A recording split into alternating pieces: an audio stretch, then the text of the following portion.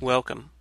I'm Sebastian Mahfood, and you're listening to WCAT Radio, the on-air wing of En Route Books and Media, bringing you the dulcet sounds of Catholic wisdom. I would like to welcome you to the Two Wings lecture series on WCAT Radio, and my name is Dr. Elizabeth Rex, and I will be the guest interviewer today. And just briefly, I am a professor of bioethics and philosophy at Holy Apostles College and Seminary in Cromwell, Connecticut. So I would like to introduce you and welcome you to our program. Dr. Ed OBoyle has earned his doctorate in economics at St. Louis University.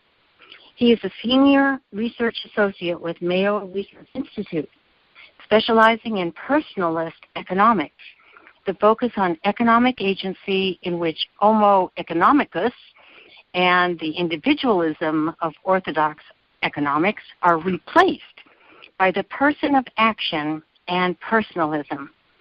Dr. OBoyle has published with several articles in prestigious journals, including the International Journal of Social Economics, Business Insights, the Journal of Business Ethics, Quarterly Journal of Ideology, Ethics and Information Technology, Journal of Markets and Morality, and Corporate Governance.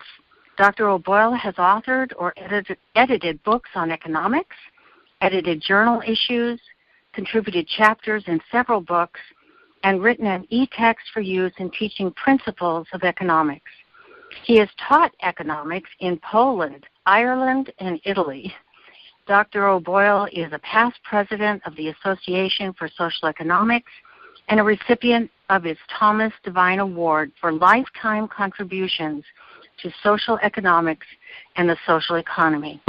Thank you so much for joining us today, Dr. OBoyle, and it's really thanks to Tom Sheahen and his ITEST organization. Tom?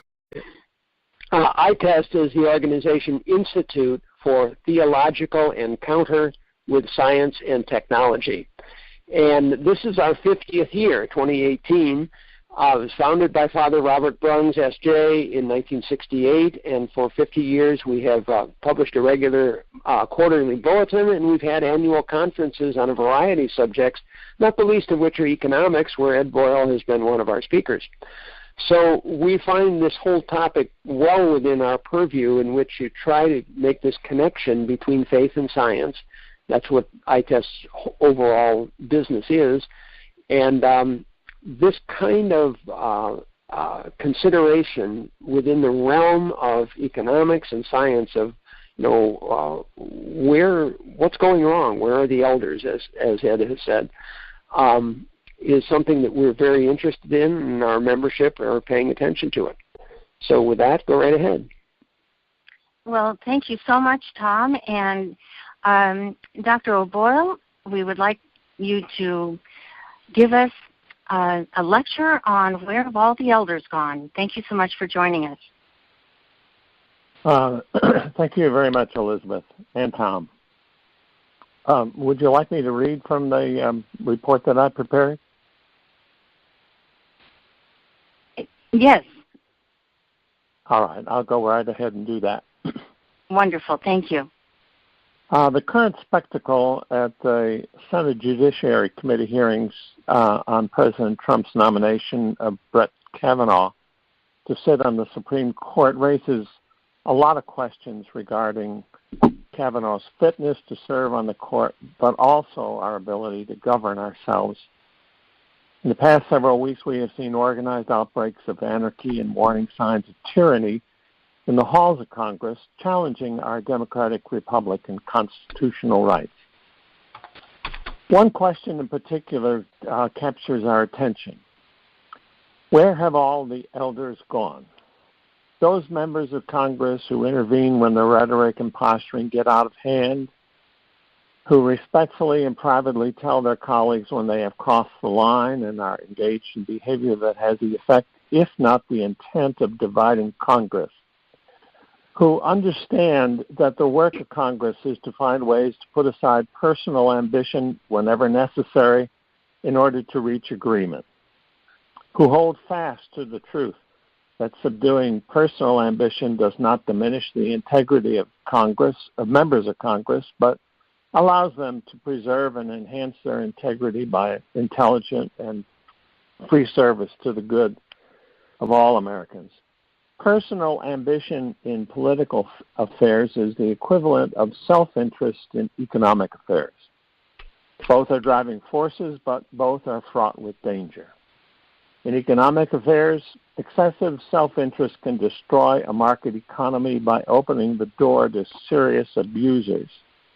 Consider the role played in the Great Recession by mortgage lenders who persuaded persons and families whom they knew were at risk of default to sign on to mortgages, which in turn were bundled and sold to other financial institutions that were unaware of the underlying default risk baked into those bundles.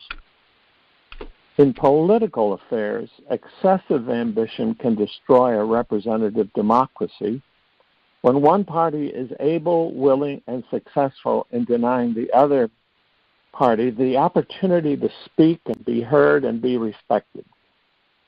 Wherein discourse is foreclosed by a prior decision to concede nothing, by a refusal to listen, by an inherent claim by the partisans that their firmly held position alone is a true measure of justice. This all too pervasive attitude is an expression of the excessive ambition of far too many members of Congress and exposes the will to power of the political leadership. This is how excessive ambition turns a peaceful movement into a self-righteous mob. To be an elder does not require long years of service in Congress. What it demands is a willingness to act with courage and wisdom and prudence, a special temperament that looks for opportunities to build consensus where no one loses and resists the toxic environment of heads I win, tails you lose. Those members of Congress whose careers prior to Congress were structured on winning at all costs, even when it meant denying someone his due, have to learn the ways of accommodation. Shaking hands and genuinely caring for one another have to replace finger-pointing and spitefulness. Failing that, what you get is the disgusting incivility of the judiciary hearings, where some members are willing to turn witnesses into pawns for their own personal advantage. Elders never use other persons to advance their careers or their personal agendas. Elders never raise their voices to interrupt or intimidate. They refuse to listen to others. They never refuse to listen to others. They resist responding in kind to a personal insult. Rather than excluding others, elders invite them into the discussion. Elders understand and accept the consequences of, at times, putting the needs and interests of the nation ahead of their own districts and states. They know and resist extending Gresham's law from economics to politics, where bad behavior drives out good behavior. Elders embrace the proposition that a person accused of a crime is innocent until proven guilty is not a courtesy accorded the accused that can be cast aside when it pleases the mob. Elders recognize that the presumption of innocence is essential to the sacred dignity of the accused. Shifting the burden of proof to the accused in a congressional hearing is just one more way that the practice of identity politics deliberately demeans and uses a human being for partisan advantage and puts other like-minded persons at risk. Due process is due diligence, where courage, wisdom, and prudence replace the fury of a mob as the proper means to discovering the truth. Elders do not allow themselves, colleagues, staffers, partisan strategists, or pollsters to use the media to parrot partisan talking points or to launch ad hominem attacks. Words matter. Lies and half-truths are inherently damaging to self-governance. Media elders, especially on cable TV, must resist inviting partisan gunslingers to comment on current events, even when leaving them off the schedule negatively impacts their ratings. Gunslingers are not there to dialogue. They are driven by excessive ambition. Notice how many of them are young. They were hired to attack and destroy. Their deadly gunplay has the effect of spreading the toxin of identity politics and further dividing the country. Elders at cable news channels should not have to be told there is no place for restaging the gunfight at the OK Corral in their programming. Words matter because words can kill. We don't have an answer to the question, where have all the elders gone? What we do know is that the future of representative democracy can't be left in the invisible hands of the pursuit of personal ambition at all costs. It has to be left in the caring hands of men and women who know how to rein in personal ambition when it begins to fuel the fires of anarchy and tyranny. Self-governance is not an assured thing. It is a precious gift that requires eternal vigilance. Thank you so much, Dr. Boyle. This is a very timely essay that you have written, and I couldn't agree more with your insight and your analysis, and it was a shameful spectacle that we endured for weeks. And I'd like to continue the conversation with you and ask you a few questions, because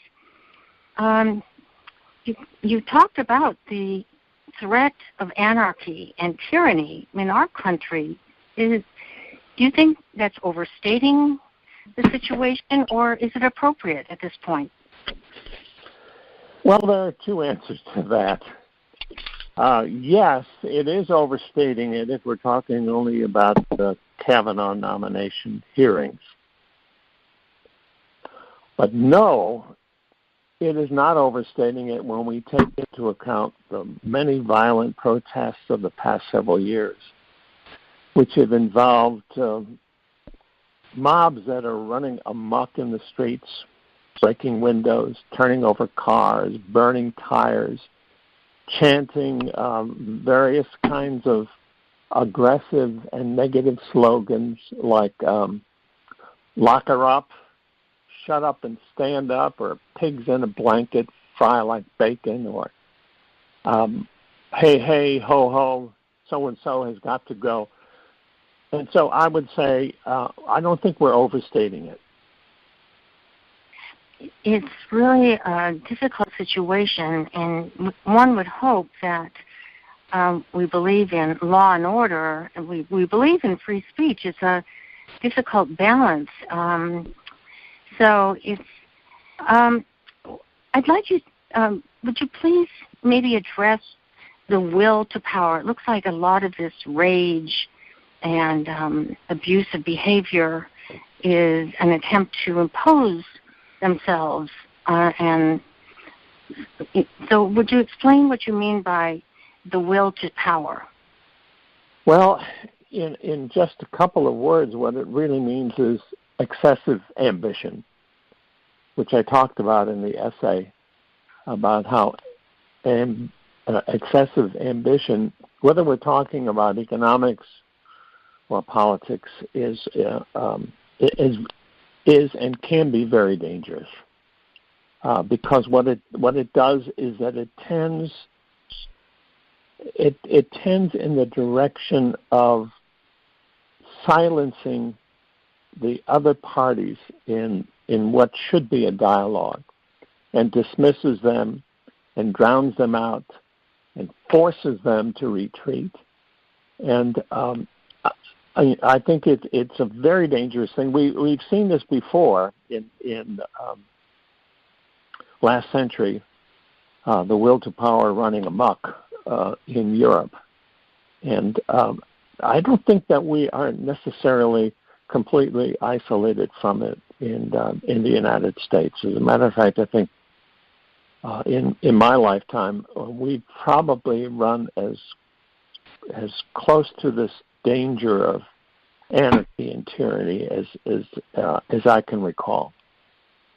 It really was quite disturbing to see how the discussion was interrupted and by outbreaks that really were there to silence the discussion, that was going on. But, I would like you had long experience, and what would you say was the last person in the Senate that you would consider to be an elder?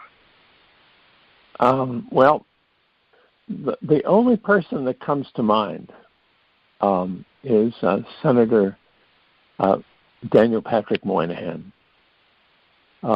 He knew the wrath of saying the wrong thing to people, as he did in the mid-1960s, talking about the issue of the breakup of family, particularly the breakup of the black family.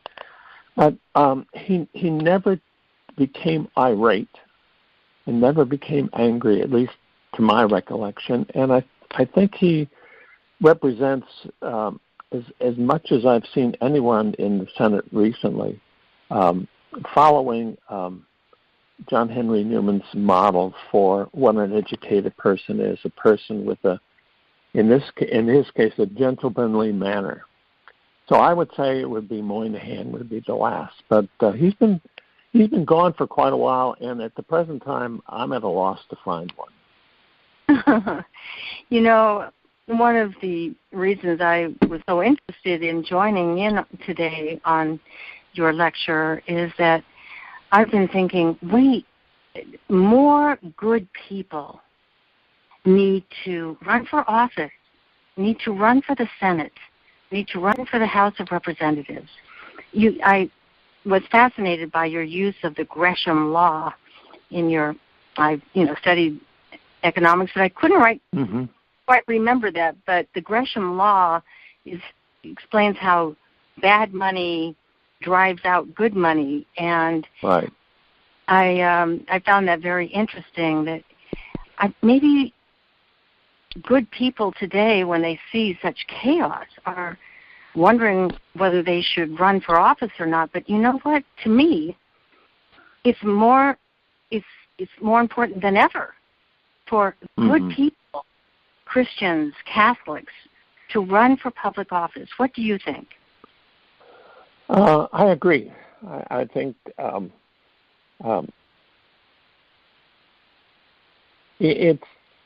it's necessary, but it's so difficult because it's so expensive.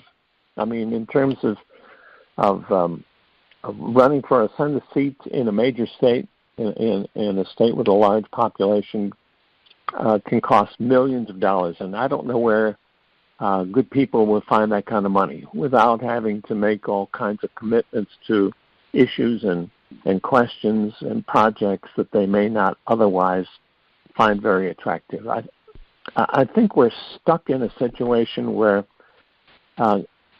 goodness is being driven out by the money that it takes to get into office. And the reason why I say that is that the kinds of people who are attracted to public office too often don't have that kind of virtuous background, but they are certainly willing to cut all kinds of deals to get the money that they need in order to get elected.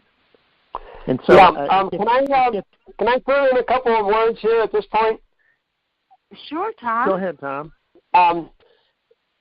If you're trying to run for dog catcher, which is sort of the first step up towards the state legislation and ultimately the Senate and all that, you find that when you basically become a candidate under the rules of the current Democratic National Committee, you have to endorse abortion. There is no other choice. If you're already in office and you don't like abortion, they'll run a primary candidate against you. A fellow named Dan Lipinski in Chicago is probably the last of the breed of pro-life Democrats, because they're going to drive them way, way out. Now, if you then ask of the Republican Party, what are your absolute commitments that people must have in order to be a beginning candidate? Maybe some commitment to the Constitution or some commitment to free enterprise or something like that. But the rules are a lot more flexible on the Republican side when you're just a beginning candidate. And honestly, unless you're a zillionaire like Donald Trump, you're not going to come out of the woodwork and run for a high office. You've got to come up through the ranks of politics. So that's the reality of the political structure, and I think that kind of tells you that an awful lot of people are going to stay home and not get involved. Could I throw out a question to both of you? I was a Catholic, a Catholic Democrat. My family, my grandparents, and I actually converted, but I remained a Democrat. I actually voted for Carter, for McGovern. And but when the Democratic Party embraced abortion and they meant it, I left. And I became a Republican. But to be truthful, I just think there's such a crying need for someone who's a Democrat to say, look, I don't need your money, I need your vote. And to stand proudly on the Declaration of Independence, dedicated to the proposition that all men are created equal, men, women, and children, and that includes children before birth. And I'm going to stand for the Constitution and put themselves out there as not as a DNC, a Democratic National Committee, endorsed candidate, because they would never endorse anyone like that. But Senator Murkowski in Alaska, she was a write-in candidate. She did not get in the primary, she did not win the Republican primary. She ran as a write-in candidate. I think that's fascinating. And she won. And, of course, she's a very liberal Republican, as one might call her. She was one of the few that did not vote. She voted present in the judiciary hearing. And but I thought that what she did might be replicated by an outstanding Catholic who is an American, who believes in life, liberty, and the pursuit of happiness for all, and that people would vote for that person. I think there's a need for new leadership in the Democratic Party. What do you think? Well, I certainly would agree. The experience of pro-life people in the Democratic Party have not been a happy one for the last decade or more. There was a number of pro-life Democrats in sort of southwestern Pennsylvania and the eastern part of Ohio for several decades. The last of the pro-life Democrats from that general geographical area was a fellow in Ohio named Dennis Kucinich. And He decided he wanted to run for president, and when he did so, they told him point blank that you're going to get 0 in the primary unless you endorse abortion. So Dennis Kucinich flip-flopped, and basically his campaign still went nowhere because he had a pro-life voting record in Congress that went back a decade or more. And he was driven out and got, very tiny percentages in the primary.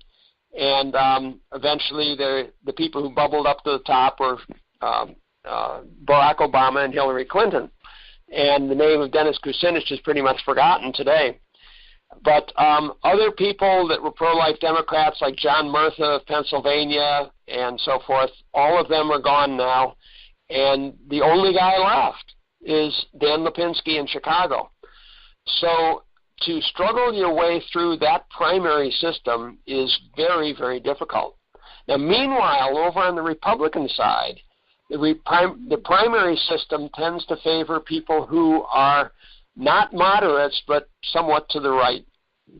And you can get these situations, as you did in Missouri about sometime in the last decade, where it was convenient to nominate a rather extreme Republican in order to beat him in November.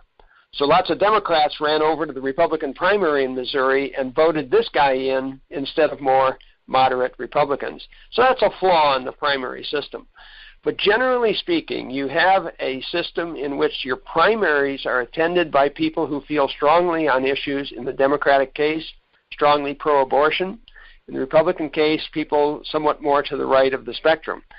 And it is the primary system that you wind up with your two candidates facing each other in November. And if there's a way to reform that overall system, I haven't figured out what it is yet. What do you think, Ed? I was a Democrat too, a Chicago Democrat, which is about as hard-nosed as you can get until the 1972 election, probably just about the same time that you turned away from the Democratic Party for the very same reason, because of the abortion flank. Frankly, I think it's hopeless to expect the Democrats to change. They have found their niche. They can, if they're careful enough and powerful and strong enough, they can go ahead and take power, and that's what they want. So my feeling is that we have to look outside the government and outside the bureaucracy for people of stature to speak up. And a number of people come to mind, but one that really comes to mind, although it's been some years now, is Martin Luther King. He was neither a Democrat nor a Republican, as far as I can tell, and I don't think it really mattered to him. But what he spoke for were the civil rights of people who had been denied their rights for years and years and years. And his efforts were successful. Not entirely successful, but they were successful. I believe strongly in the use of private membership organizations to put pressure on Congress to get off of their platforms and their agendas and do the right thing. This requires a lot of courage on the part of private individuals to form these organizations, but I think there's more to be said for that way of reforming government than actually going within the party system. I think the party system on both sides is corrupted by money, and I just don't see how it's possible for a person of courage to stand up, get elected, get reelected, without making all kinds of deals to stay in office. And so the advantage of organizing outside the Beltway, but bringing that pressure to bear on Congress, I think, is the right way, or maybe even the only way to preserve self-governance. And that's very interesting, Ed. I would agree with you 100% that good people need to support good organizations and make their voices heard. And numbers matter. And when you've got an organization, for example, I don't know, the Second Amendment is the Second Amendment. We have the right, I believe, to defend ourselves and our families. And the right to bear arms is one of our freedoms in this country. Some people disagree with that, but that organization, the National Rifle Association, I think has 5 or 6 million members. And when you just charge $35 a year and you multiply that, that's a lot of money. And you can influence elections. You've got money to back good candidates who support your position. And I'm the president of the Children First Foundation, and we are part of the Choose Life license plate movement. And that little movement that started in Florida with the Choose Life plate with 2 smiling children and the words Choose Life has been battling the chaotic, radical pro-abort movement. Every time every state tries to get its own Choose Life plate, all hell breaks loose. And there are lawsuits galore and you name it. But 32 states have passed their own Choose Life license plate.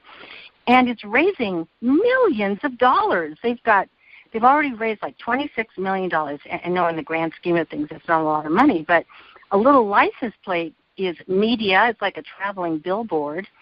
And you're showing, every time you drive your car, you are promoting life and the choice of life. And Planned Parenthood and everyone else now, NARAL, they all hate the Choose Life license plate. But $26 million is going to the pregnancy centers, and it's helping women understand that there is a good choice called adoption. It's a fair choice. The mother and the child get to live.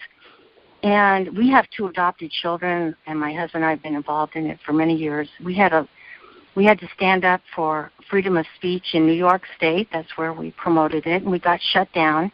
And ultimately, they shut down the entire custom plate program in the state of New York. It was outrageous. And the lawsuit went all the way to the U.S. Supreme Court. And they played shenanigans even at the U.S. Supreme Court. They kept us on hold for 3 years while they put the Confederate flag license plate on fast track, and it got there before we did. And it got voted down 5-4 by the Supreme Court. But it was really our plate, the Choose Life plate in New York State, that was at the stake. But we have regrouped. You know, it's funny how God blesses with the cross, because now we have a half plate. We don't even need the state's approval. We can just attach it to our regular license plate, and I'm hoping we're going to have 1 million members in New York, and that'll raise $25 million a year. Wouldn't that be great? I mean, we have to think outside the box, right? Yes, exactly. I agree with you. It's a very highly focused effort where you can actually, demand essentially a yes or no from your representative or your senator, whether it's at the federal level or at the state level or even at the local level, if that's where you need to bring your issue to bear. I think rather than electing someone to the Senate on the promise that they're going to do something for you, I think it's better to focus and focus as your organization has done. And it turns out to be, I think, centrally important to self-governance. This is the way we govern ourselves. It doesn't require us to go to Washington every time we have some kind of a need that we want addressed. We can do it ourselves. Right. If we're prepared to do the difficult work of organizing and leading and encouraging and supporting the people and bringing them along. I agree. Well, I have a couple more questions, if I may. I am concerned about the U.S. Supreme Court because I went all the way there. It was an amazing experience. I was in the courthouse, and it was the 9 judges, and but I was flabbergasted when state speech versus freedom of speech, the Confederate flag was shot down in the swing vote was Clarence Thomas, who voted with the 4 pro-abortion judges. It was stunning. And I'm very sad because I know the Civil War was horrendous, and the issue, though, was paramount. We had to end slavery. But we have to do it by respecting freedom of speech and equal treatment under the law and due process. And that was denied to me. And now that verdict basically has said that state speech trumps free speech, and it was a very bad decision. And so I'm thinking I'm actually in favor of the Liberty Amendments. I don't know if you've read that book by Mark Levin. And we might need a constitutional convention and make term limits even for the Supreme Court judges, maximum 12 years for everyone in Congress, the House of Representatives, and the Supreme Court. Because these professional career politicians are a danger to our self-government. What would you say, Ed? Yes, I agree. There ought to be a retirement age for Supreme Court justices. I picked out 80 years of age, and the reason is this: people who remain in power for a long time become lazy, and they never re-examine the premises that underlie the positions that they hold near and dear. As a former university professor, I'm reminded of the problem of teachers over the years walking into the classroom with the same notes they wrote 25 years ago and never rewrote, right. And they use the same notes over and over and over again. That's what happens when you've been in a position for a long time and you become lazy. And so I think retirement would be helpful. Retirement age for the Supreme Court would be helpful, and it would eliminate some of this really shrill argument that was used in the Kavanaugh hearings about he's being appointed for life. That's right. And knowing that the person is not being appointed for life, I think would dismantle some of that argument, take some of that anger out of the movement, because that particular movement, the Me Too movement, is not done. They're going to have their way again on many, many, many other issues, and so I think it would be helpful if we would put in a retirement age for the Supreme Court.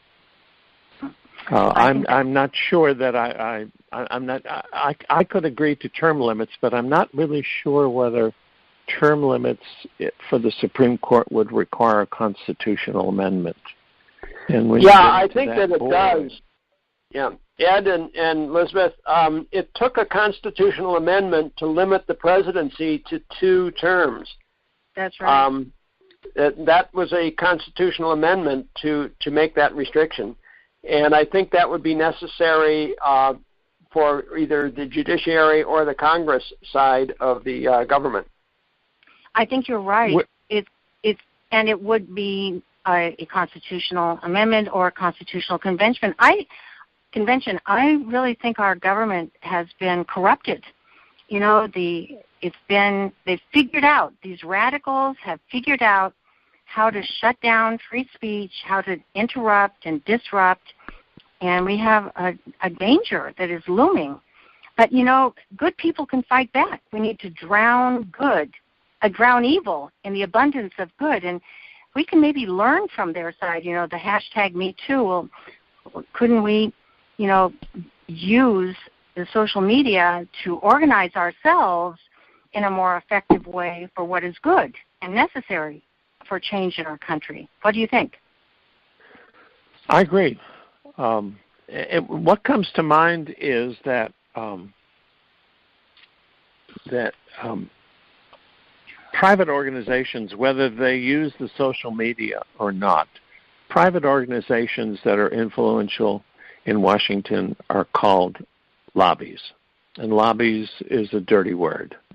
Yeah. But the truth of it is that I would rather have a lobby of deciding about how they are to conduct their professional lives than a bureaucrat in the Department of Health and Human Resources, or whatever they call it now, deciding how dentists are supposed to behave, or how doctors, or how lawyers, or how truck drivers. I firmly believe that even with the dirty name lobby, I would rather have a lobby a true membership organization present in Washington than to leave it in the hands of the bureaucrats. We've seen problems of late with, for example, the IRS and its just immovable bureaucracy, and we've seen it with FEMA.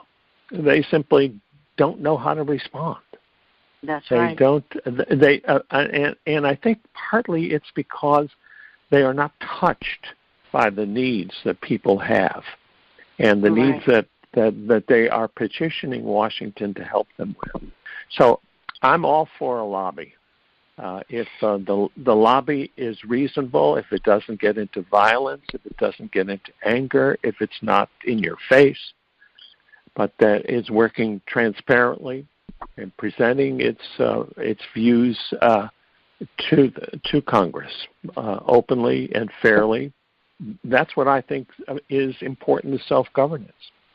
Otherwise, I think we as individuals are simply going to be suffocated by a hugely powerful government that's getting more powerful every day. Oh, I agree, and I applaud you for your efforts to promote personalism, the person of action in the world. And Tom, what you're doing with your organization to educate that faith and science are friends, not foes, and we the people really need to take our government back. I think and many people don't vote. And I'm very disturbed by that, because when people say, I didn't vote, it's not my problem. I just think we have to encourage good people to run for office, and then we have to vote for them.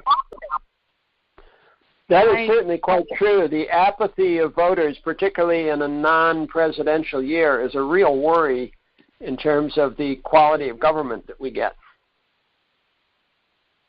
Yeah, and we have to act as a person. You know, we've got to speak up and vote. Mm-hmm. I think the apathy is a reflection of the disgust of so many individuals to a government that has just run amok and has been running over their rights and paying little or no attention to their needs and piling up debts for their children and their grandchildren that those children and grandchildren will not be able to pay. I think we're disgusted particularly with the federal government. I agree. I'd like to end on a happy note if possible, but I think the people spoke. We had a completely unknown candidate who was not a politician who said, I'm going to use my own money, and he beat 18 or 19 candidates in his own party, and then he beat one of the most powerful people on the planet, Hillary Clinton, and it just shows that, and people voted for him, I think, across the board, that an unknown person of such courage, it really is amazing that he did that, and I think people responded to his personal effort to make a difference and to restore our country. It's going to take a long time to turn this ship around, but can you finalize this lecture and give us some hope, Ed? Well, one of example of an organization that did something extraordinary some years ago comes to mind. And that's the Solidarity movement in Poland. Oh, yeah. Started in a shipyard with people who were angry with the government that was oppressing them, imposed on them by a foreign government. And they stood up and they said, we're not going to take this any longer. We're going on strike. There's got to be some reform. And millions of people in Poland rallied to them. And if I'm not mistaken, it was John Paul II who said that they were able to do all of this without breaking a single pane of glass. And that's what I think we need more of in this country. We need that kind of leadership, whether it's in the shipyard or whether it's from other sources. But it's a nonviolent leadership that will persuade these people of violence that their ways are the wrong ways. Well, thank you very, very much. That is very inspiring, and we need to remember these great lessons in history which changed the world. And we've done it before. I hope we can do it again. And thank you so much for joining us today, and Tom, for your effort to bring this about. Thank you both, and God bless. Pleased to be part of it, and thank you, Elizabeth, as well. Right. Thank you, Tom.